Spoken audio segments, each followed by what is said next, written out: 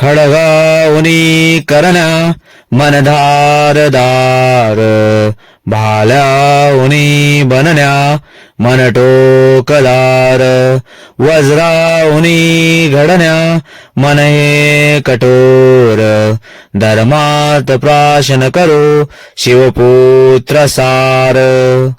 आज धर्मवीर संभाजीराजे बलिदानमासचा 16वा दिवस. आजच्या या 16व्या श्लोकाचा अर्थ.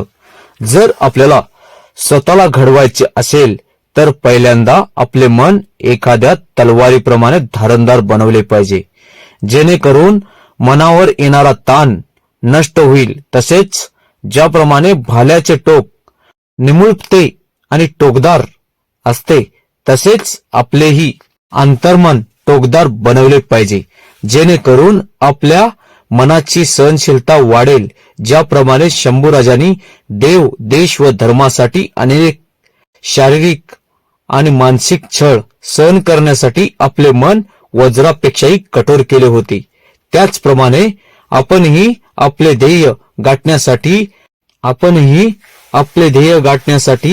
आपल्या देव, देश व शिवछत्रपतींच्या स्वराज्य धर्मासाठी प्रसंगी मरणालाही सामोरे जावे लागले तरी चालेल.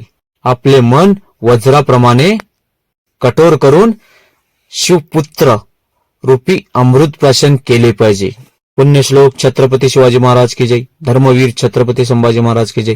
भारत माता की जय. हिंदू धर्म की जय.